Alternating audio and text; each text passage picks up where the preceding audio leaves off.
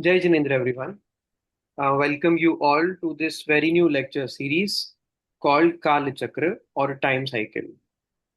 So, today we have invited Anup Pahade sir, who is here as an expert who will be taking this lecture on time cycle. This is a two lecture short series. And when it comes to time cycle, there is a very informative, descriptive, animated video available on Jeev platform, which is kind of showed to many of the gatherings, religious gatherings, and it has been kind of a very popular video these days. So, what exactly is time cycle that demonstrate us? As we learn that this is Pancham Kal, what does that mean?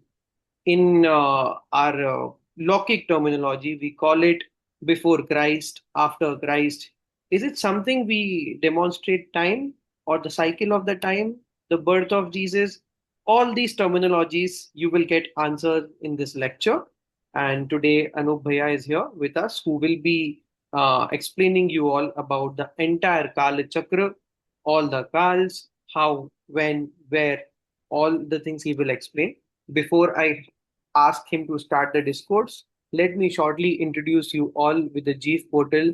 Jeev is Jain English Education and Values. It's a platform where you can learn Jainism in English. To describe further how to access the courses, I will explain you all everything at the later part of this session.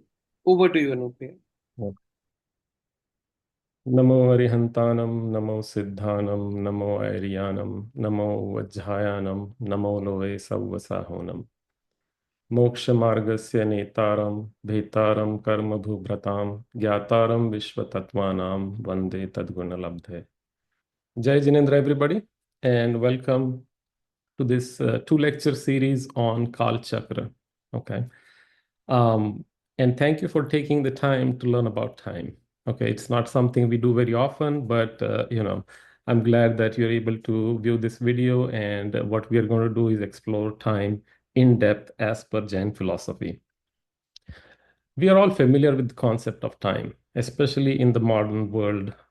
In the age of smartwatches, time is not a new concept. It's something that we are intimately familiar with. From the time we are born, we get a birth certificate to the time we die and get a death certificate. Time seems to be a constant companion. Yet, very little is known about time. Okay. What do we know about time? We know that it is a irreversible flow. Okay. It is continuous progression of events. It is how we organize change around us. We use terms like later, next, after, before, and that's how we are contextualizing time. Time basically is a fundamental dimension of reality that allows us to sequence events and measure the duration. Most philosophies focus on time in short term. Okay, they don't really think about it in depth. Whereas Jain philosophy is the only philosophy where Jainism talks about time as being one of the fundamental substances in this universe, one of the fundamental building blocks of this universe. And that brings up a question on why so much importance to time. Okay. And so when you look at Jain philosophy, right, the bottom line, the underlying principle of everything that we learn in Jain philosophy is to develop detachment from this worldly cycle of birth and death, with the primary goal being to attain liberation. So, how does time help in that? Time basically is a tool for perspective. It gives us a perspective on how we have been wandering in this cycle of birth and death. According to Jain philosophy, time has no beginning and no end. Okay, which means that the time has been there with us from eternity, and we have been wandering in this cycle of birth and death since eternity. It is the time that gives us perspective on how long we have been wandering, where we have been, what were the conditions during those times. And typically, even though we are well informed about everything in our lives, and we tend to focus on time a lot, especially given the modern lifestyle where our world revolves around time. If you look at countries such as Japan, where the culture is so focused on time that the time becomes, one of the key deciding factors. Punctuality is given a lot of importance, whereas in other cultures, not so much. Okay. And even our perception of times tends to change. When we are having a good time, time flies. When we are having a rough time, time tends to slow down. Whether we measure time in empirical terms or not, time always exists and it is our constant companion. When we think about time philosophically, when we have looked at different philosophers and other cultures, they have taken a very narrow view of time, primarily focused on the present time. But when we think about Jain philosophy, it tends to take a much deeper and wider view of time.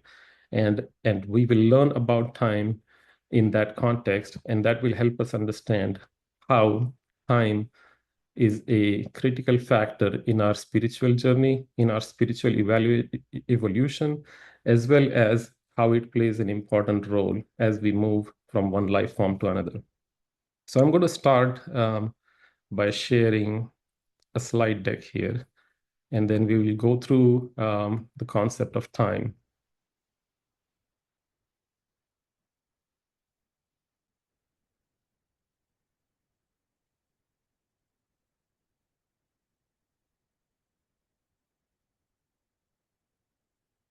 So when we think about time, right, one of the reasons that people think about time, especially when it comes to Jain philosophy or other philosophies, is trying to understand our own existence. Okay. And as we think about deeper concepts, the great unknown about who we are, why are we here, how many times have we been here, how long have we been on this planet or in this universe, what was the life like, many, many years ago.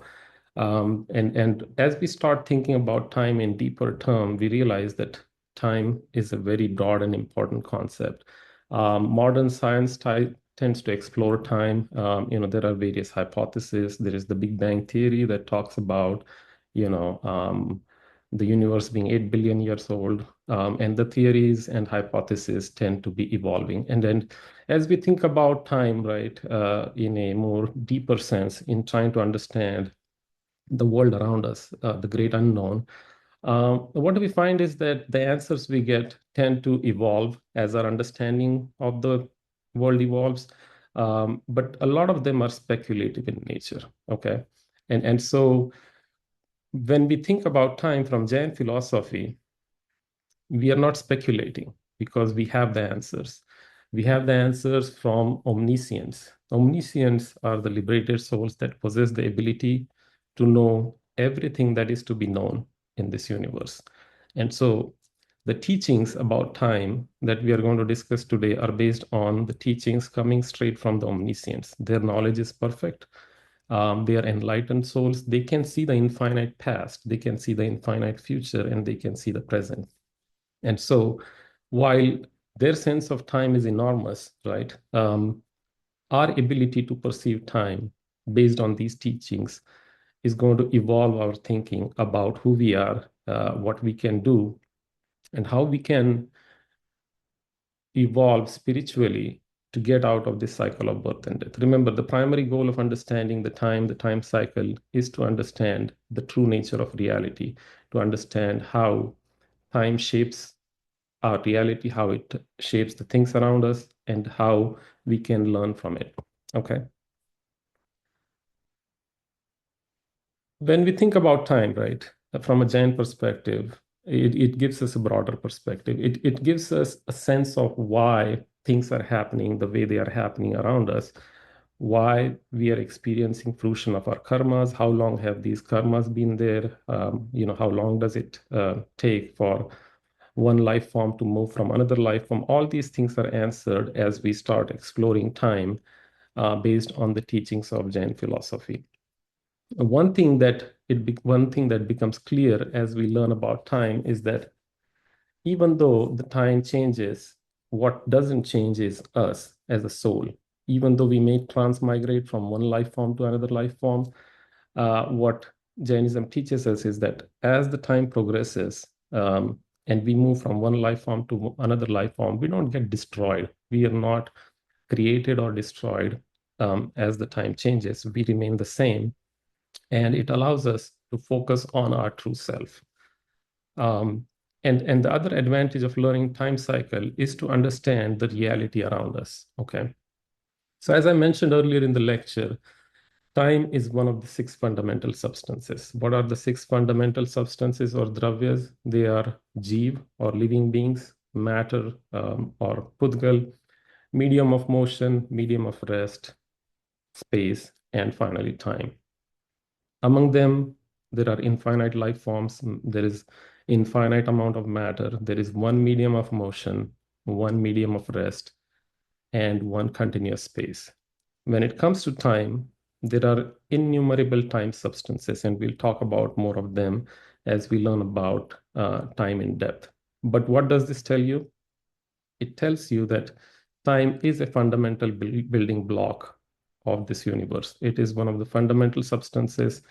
It is a fundamental component of our reality. As I mentioned, time has no beginning and no end. So what is time from Jain perspective? Time is a passive, indispensable change agent. It contributes to change passively, okay? It is the reason change occurs in other substances. It is the reason how we measure change. Every substance, all the 6 fundamental substances, undergo transformation in the form of creation, destruction, and then the substance itself, underlying substance remains the same. And all of the transformation in the substance can be measured through the lens of time. How many time substances are there in this universe? There are innumerable time substances. If we look at the occupied universe or Lokakash, it has innumerable space points. And on each single space point, there is a substance, there is a time substance, which is non-material in nature. It does not have color, it does not have mass, it cannot be seen, but there is one static time substance known as Kalanu. Okay. And in scriptures, it is said to be like a gem on each individual space point. So there are innumerable space points in the Lokakash, and on each space point, there is the time substance. Okay. And this time substance is said to be the cause of change that takes place in other substances. When we look at time, right, we can't see time. How do we measure time, or how do we get a sense of time? We get a sense of time by organizing change around us, okay, in terms of past, present, and future. Soul is a body of knowledge, and all the known substances, all the eternal known substances can be described in the form of past, present, and future. And how do we do that? That is based on time. Time is the overlay that helps us sequence things, that helps us understand things around us, that helps us contextualize change. And according to Jainism, time is the change agent. Okay, time is what causes change in other substances.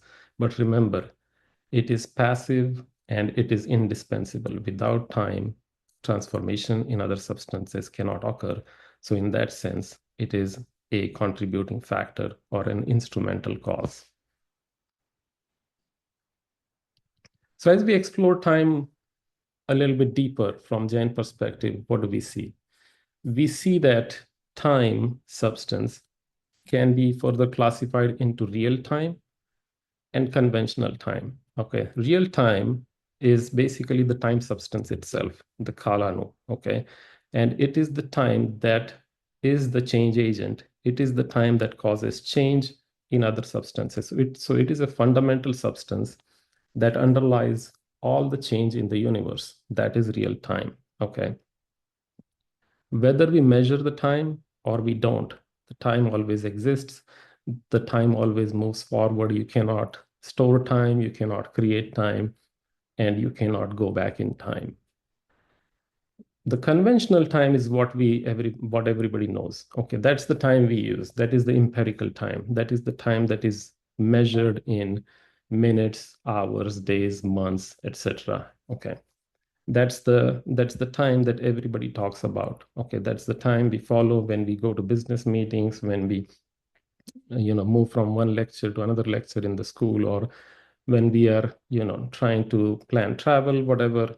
It is the conventional time that is used in the modern world, and there are different time zones depending on where you are. But when it comes to Jain philosophy, as I mentioned earlier, the time can be divided into real time and conventional time.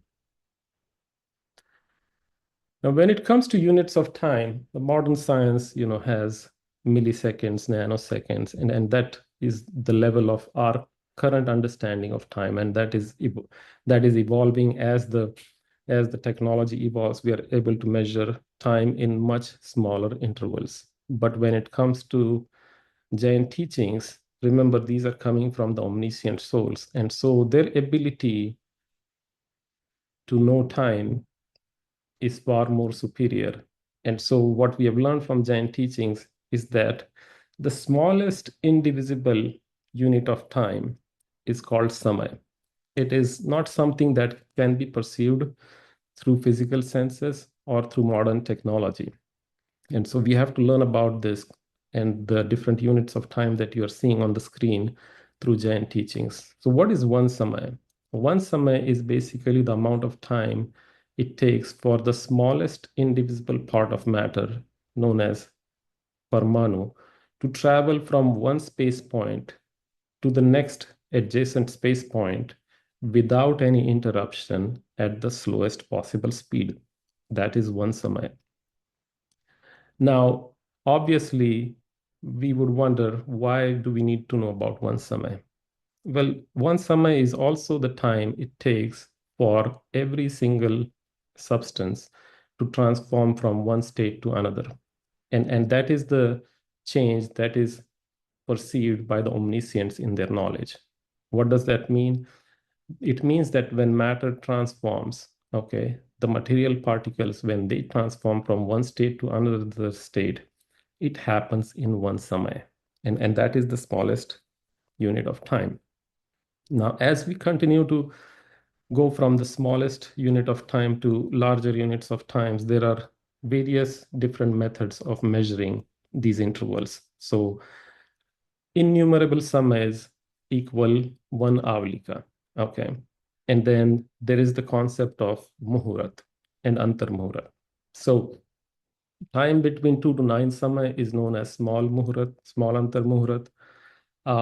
Larger than 9 samay but less than muhurat is medium antar muhurat. And then 1 samay less than muhurat is antar muhurat. Now the concept of antar muhurat is quite important because that is the time that one needs to attain liberation once he is in the advanced stage of spiritual development. Okay. But the journey to get there can be much, much, much longer. Okay. When we talk about muhurat, it is commonly used in Indian culture. And, some of these measurements you will see were used in ancient India when we talk about ghadi and muhurat. Okay, so 2 ghadis equals 1 muhurat. And obviously, 1 muhurat is made up of, a large number of avlikas. 15 muhurat equals 1 day. Okay. And then 15 muhurat again equals 1 night. Now, the part of the world where we live, time is measured in cyclical patterns, and that is based on the solar or lunar time cycles. Okay. And so when we look at day and night, that is primarily because the part of the world where we live in, there happens to be sun and moon, and we have the luxury of having day and night. But there are parts of universe where there is no sun, where there is no moon, but the time still exists. It is just not measured the way we measure it in terms of day and night. Okay. Now, when we think about time long term, we start looking at months and years. So 1 ion is 6 months. And then as we continue to learn about time further, right? 2 ions is a year, 5 ions is 1 yug. And then why are we learning about these larger and larger units of time? As we learn about these other units of time, it will become clear. Okay, so innumerable years is one palyopam. Okay, I think most of the modern scriptures and modern science stops here, innumerable number of years. In fact, a lot of philosophies, um, they only go as far as few thousand years. Okay, when we look at Indus Valley civilization or other civilizations, they only go back few thousand years. But when we look at Jain philosophy, it says that the world is eternal. It was neither created nor destroyed. Time has no beginning and no end. What does that mean? It means that we are looking at time in a much, much broader perspective. And when we look at time as infinite, okay, then the numbers start to have limitations. And you will see that as we look at the concept of sagas, etc. So innumerable years is pretty much the stopping point for other philosophies for modern science. But when it comes to Jain philosophy, when we talk about time, we are talking about it in terms of sagas. And so 10 crore Palyopam is one saga. Okay. 10 crore is 100 million for those who don't understand the concept of crores. So 100 million Palyopam is one Sagaropam. Okay. And when we talk about time cycle, as we are going to learn about it soon, you will see that the time cycle consists of 20 Koda Kodi sagars. What is Koda Kodi? It is 10 million multiplied by 10 million, or 1 crore multiplied by 1 crore is Koda Kodi. And so 10 Koda Kodi sagars is half time cycle. And the complete time cycle is 20 Koda Kodi sagars. And we'll learn about this in the upcoming slides. I know it's a lot of information, but we are going to continue to unpack this as the lecture progresses. When we talk about infinite Kaal, right, these sagas also don't mean much when we talk about infinite Kaal. And when we talk about innumerable years, we are not talking about millions or billions or trillions. We are talking about a quantity much more than that. Okay. And so you can see this starts to give us the sense of vastness of time. Okay. When Jainism talks about universe, it talks about the vastness of the universe in geographic sense, but it also talks about the vastness of time from infinite past into infinite future. And when we talk about infinite, right, millions and billions of years, even though they are a large amount of time in big scheme of things, they're just a drop in the bucket. So now that we have understood units of time, okay, let's understand the time cycle.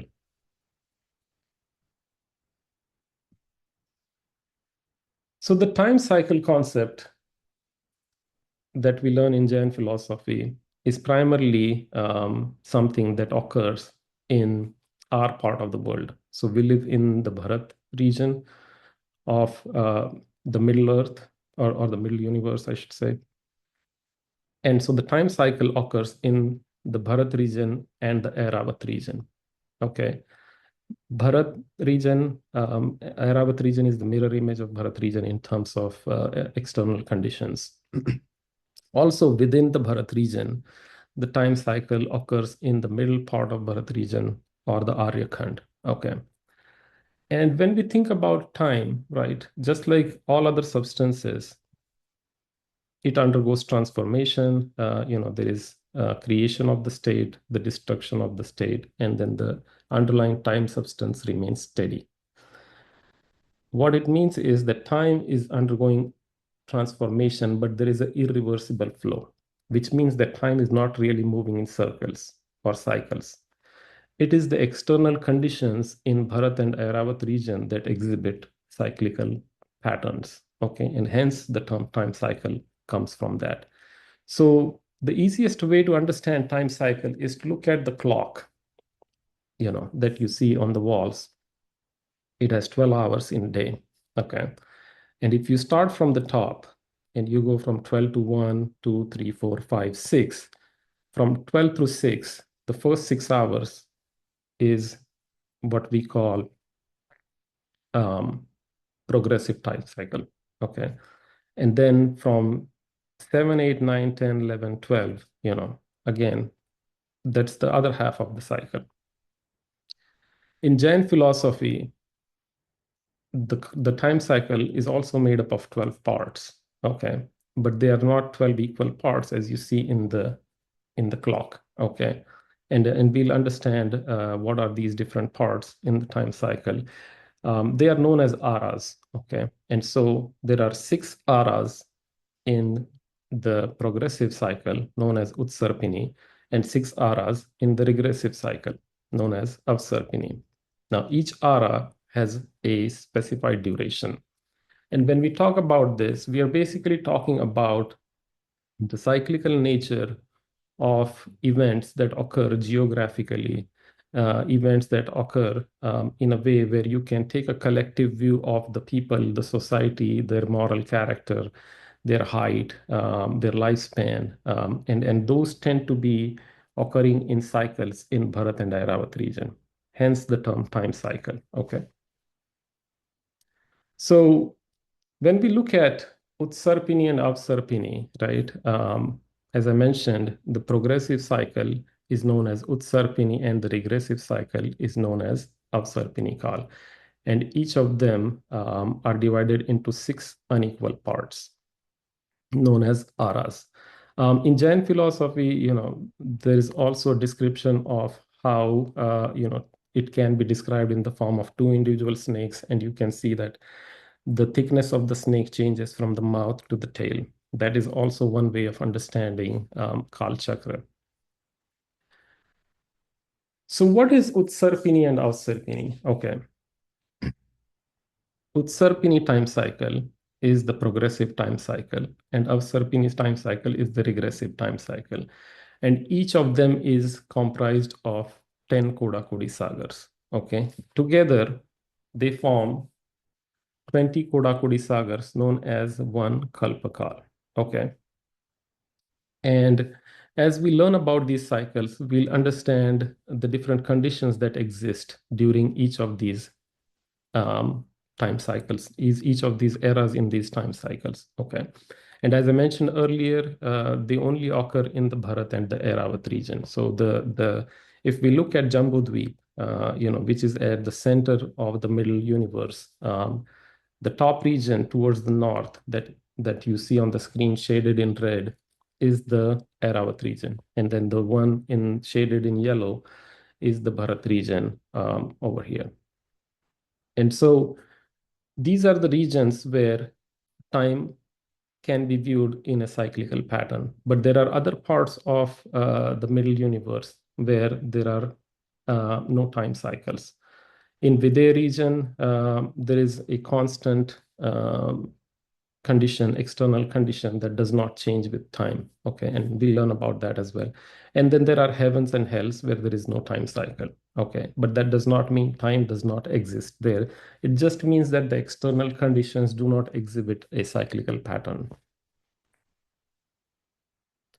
So what are the 6 time periods in Utsarpini and Avasarpini? Okay, as I mentioned, they are each of the half-time cycles is divided into 6 parts. And if we look at these time periods, right, in Avasarpini, when we start with Avasarpini time cycle, okay, the progressive time cycle, or the regressive time cycle, basically the things tend to the things tend to get worse over a period of time. So you have basically the first time period, or known as the first ara, in Avasarpini, which is Sukma Sukma. Okay. And this is the time period where you will see tremendous happiness. The type of people that you will see are the ones who have had a lot of merit, virtuous deeds in the past, and as a result of that, the fruition of those karmas, the virtuous karmas, results in them being born in this time period. The next one is Sukma, or happy time period, and then the next one, the third time period, is Sukma Dukma, or happy unhappy time period.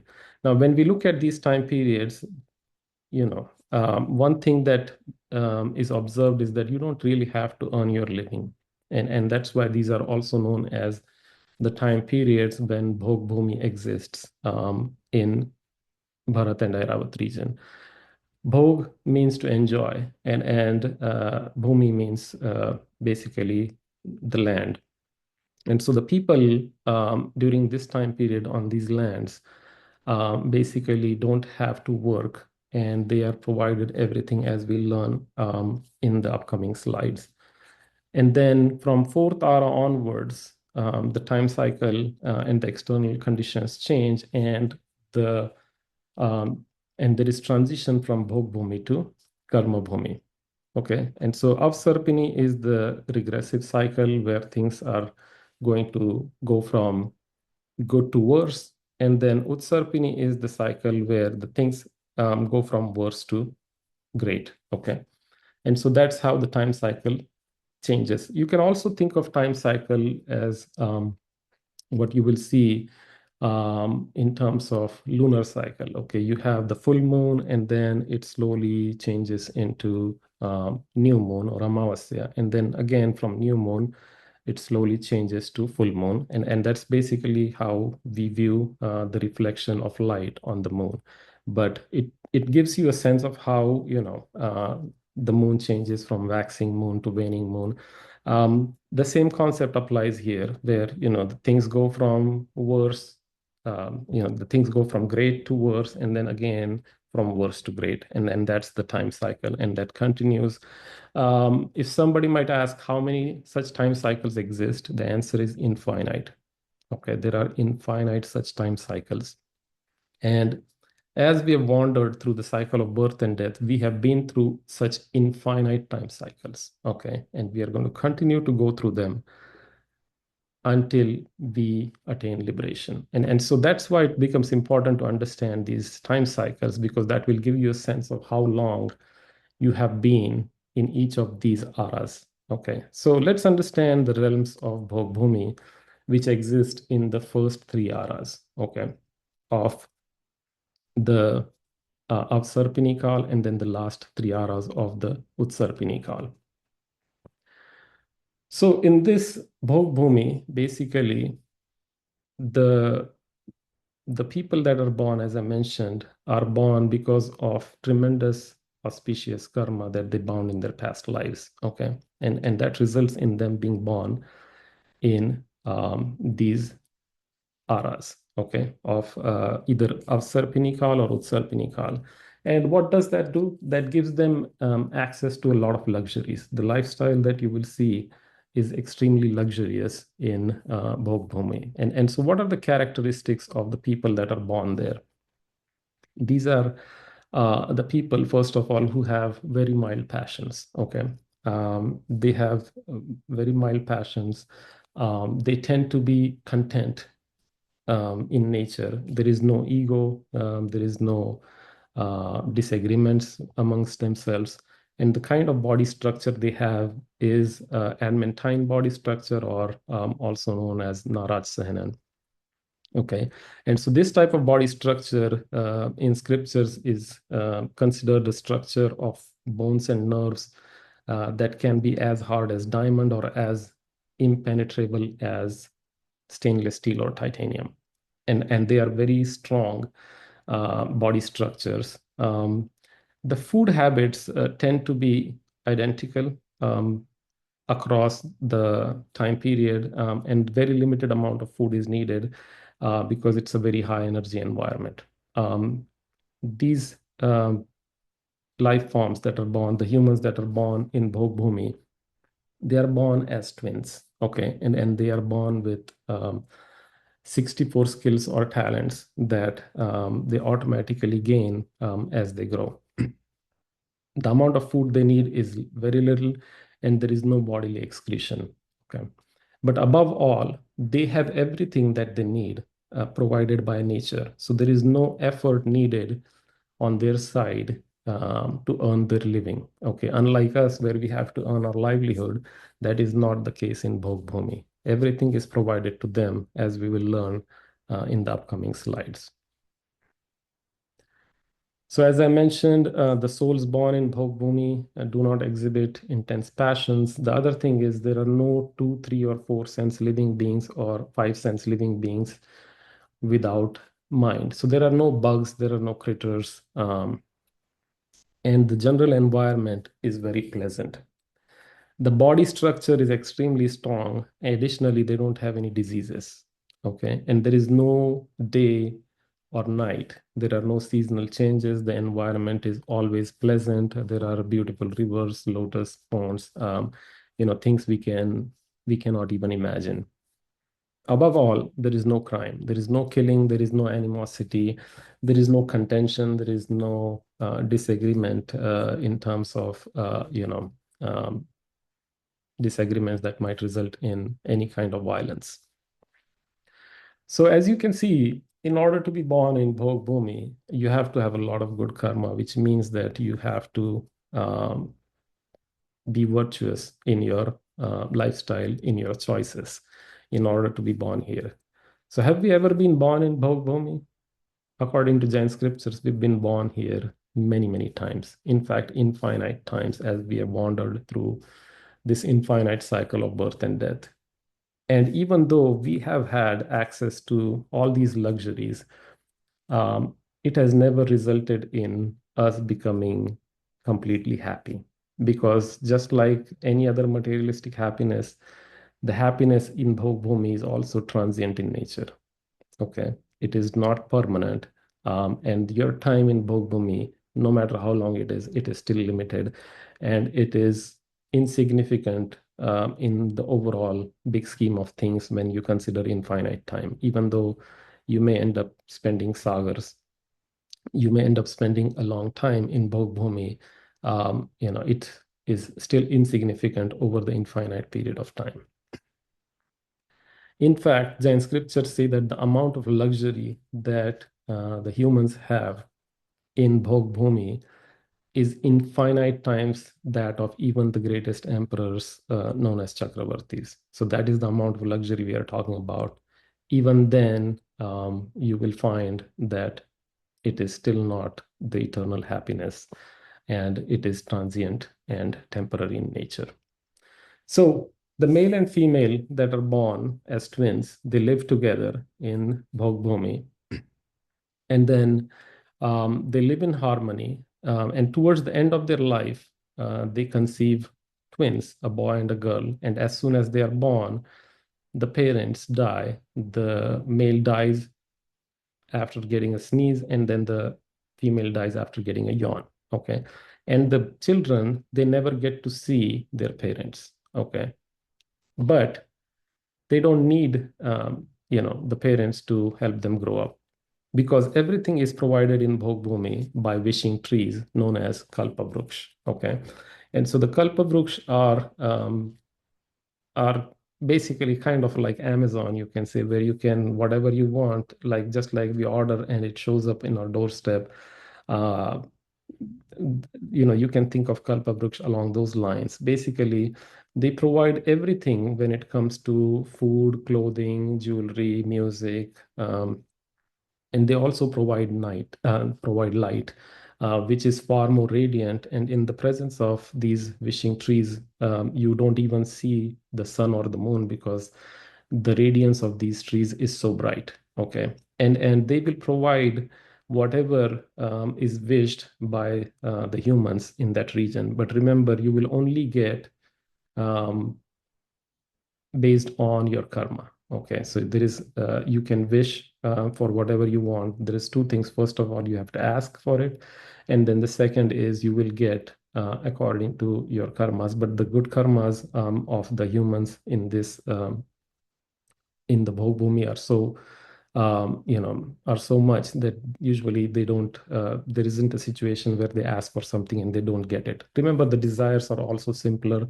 and they get whatever they want. If they ask for clothes, the clothes they get are something that automatically fits them. There is no need to measure the sizes. There is no need to, think about that. So whatever they need is customized and given to them through Bhog Bhumi. And So what it does is it creates a very luxurious lifestyle, and everything is provided.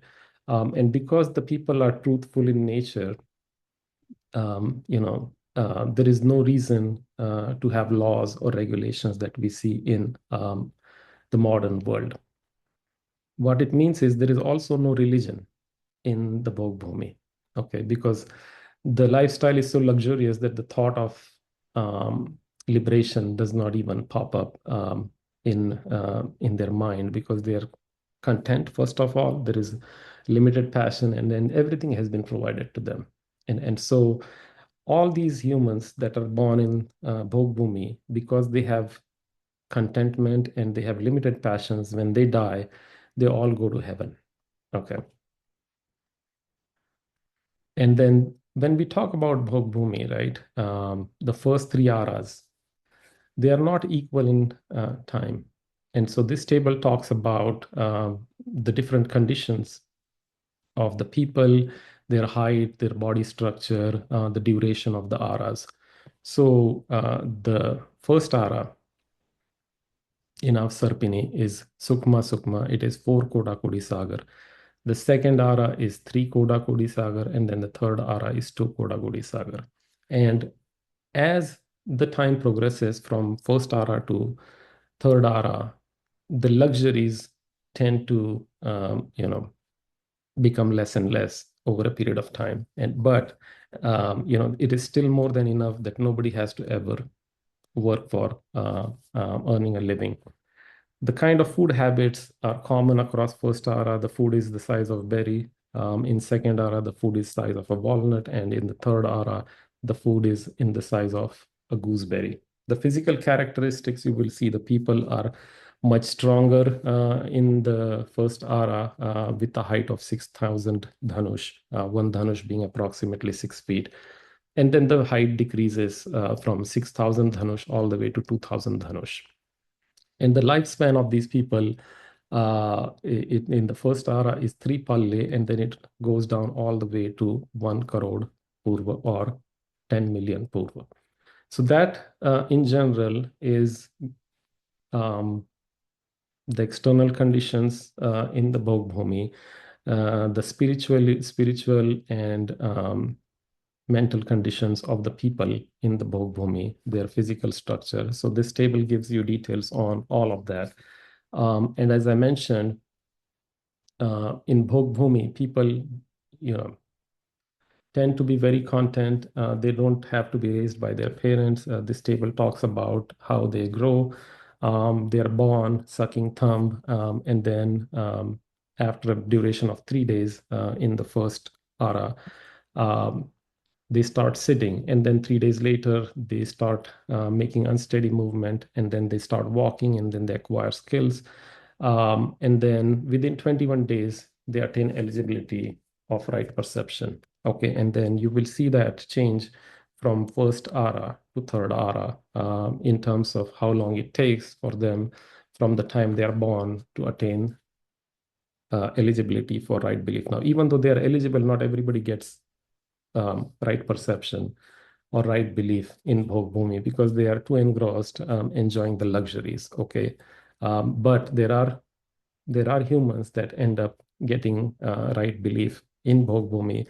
One of the examples being, Adinath Bhagwan.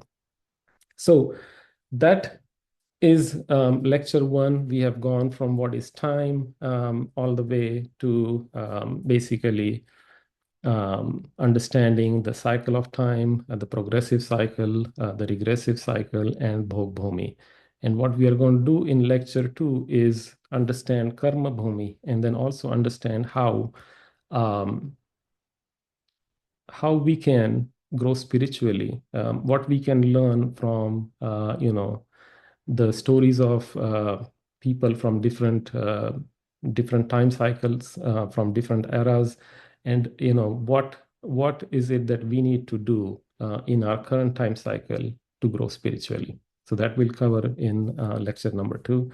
Right now, I'm going to turn it over to Harshil Bhai to wrap up. Thank you. Can you ensure your screen, sir? Yes.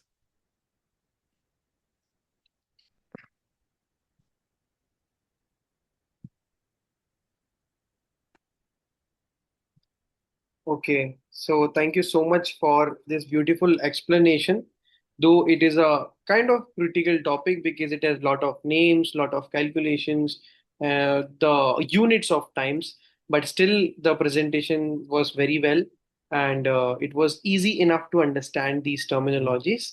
In today's lecture, we have also learned about the whole cycle, the whole quadrant, its division amongst the 12 parts, and further discussion we will have it in the coming lecture. So now the session is open. If anybody from the audience has any query related to what we learned today and have any point to be discussed which they feel like should be a part of the discussion, feel free to put up. Anyone?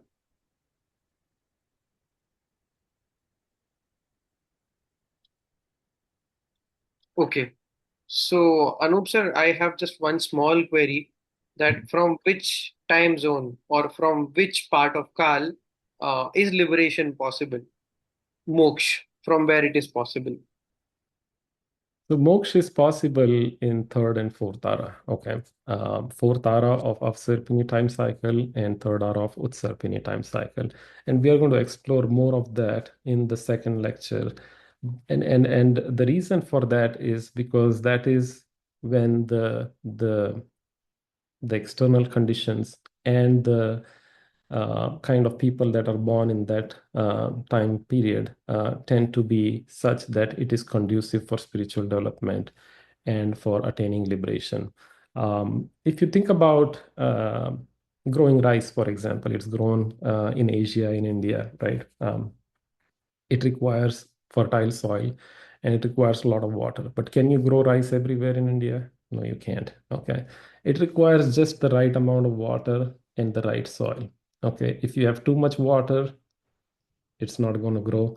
If you have too little water, it's not going to grow. Okay. And when you think about time cycle, right? When you think about Bhog Bhumi, think about it as the soil is fertile, but there is too much water.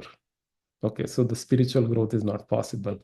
When you think about fifth and sixth ara, there is not enough water and the soil is not that great. So the rice is not going to grow. Type. Okay.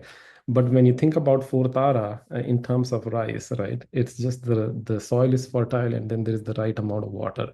What it means that in fourth ara, there is both happiness and unhappiness. Okay. And the conditions are conducive and the spiritual growth is possible because there is Tirthankars available, there is, religion there, and the people in general tend to have um, passions that are milder in nature, more conducive for spiritual development. So it's a combination of external environment, the internal propensities of the people born in that era, that is conducive to attaining liberation in that time period. But that does not mean we should not, be making effort towards spiritual growth because self-awareness or samyak darshan is still possible in our time period. So just to keep that in mind, and we are going to explore more, of this when we talk about fourth ara in the second lecture. Okay, thank you for this explanation, Anupriya. Any Sir, queries? I have a doubt. Yes, sir. I have a doubt, sir. Mhm. So, with so much of abundance, what would be the reason for right belief happening in first and second era? So, And how is it possible? Like now we have scriptures and a lot of lectures, and mhm. there are no movies also to initiate this. Yeah. So it's possible, if you encounter. So first of all, the requirement for scriptures, is not necessary to attain Samyak Darshan. Okay, because in hell also Samyak Darshan is possible. So sometimes it happens because of what you would say, your past educations, past learnings from previous lives where you may have, learned about Jain philosophy and you just happen to contemplate deep enough within you that it triggers that, okay, that teaching, even though the teachings of, from omniscience are a requirement, but they are not a requirement to be there at that particular moment. Okay, even in hell, where the conditions are not conducive at all compared to the luxuries in Bhog Bhumi, it is possible to attain Samyak Darshan. All it takes is one samay to, think and reflect within yourself, and you can attain Samyak Darshan. But the conditions in hell are so intense that you don't even get that one samay to think about yourself. Okay. Whereas in Bhog Bhumi, the conditions are so luxurious that you're so engrossed in enjoying those luxuries that you don't even get one samay to think about yourself. Okay. But people do get Samyak Darshan in all times and in all regions of the human world.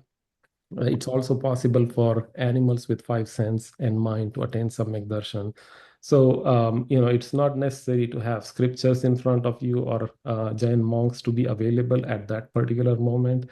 You can, remember your past or your teachings, or in Hindi, they are called sanskars from, Purva Bhav or last life forms that can act as a catalyst or a trigger for that type of particular event to happen where you experience your soul and attain Samyak Darshan. One more thing, sir, it wonders, how can that small piece of food be enough for such a huge body? Yeah, so that's the beauty of nature, right? If you look Right. at heavens, the elixir or amrit that drips, it can drip every 33,000 years or 10,000 years or whatever, depending on what heaven you are in, and then that's more than enough because at the end of the day, hunger is because of asata vednya karma. Okay, so it's basically a form of pain for us. And the more luxurious life, the less pain there will be, which means that there is going to be even hunger, which is a form of pain. You will experience it less frequently. Okay, and so when we think about the first, second, and third ara, first of all, their body structure is extremely strong. And then the amount of energy they need. Maybe the food is nutritious, densely packed with nutrition. We don't know the gooseberry or whatever they are eating. But compared to us, where we tend to Yeah. eat, multiple It's so times a day, that's not the case there. Thank you so much, sir. Very nice, a wonderful session. Okay, thank you. Thank you for this wonderful question and answer which Bhaiya gave. So definitely Samyak Darshan is something which doesn't require any source. There are two types of Samyak Darshan mentioned in the Tvar Sutra, Nisargaj Adhigamaj. One is through Exactly. someone or through something, one is through self. Yeah. So yes, it's a beautiful question and a wonderful answer. So any other queries, anybody? So yes, Just wanted to definitely. bring up the next session. Next week we will be having it. You will get an update on the day and the time, probably this time, but on the which day we will be having that you will get it on WhatsApp community group. Okay. Okay. Thank you. Yeah. So I think further questions and answers we can have it in the next session, which is the conclusion session to time cycle lecture and the series. So before I conclude it, let me quickly introduce you all with the access points to this portal. So, for the people who are new, very first time joining in the session, Jeev is a portal where you can learn Jainism in English. We have summarized the access points for this portal in 4 different points. Visit the Jeev website.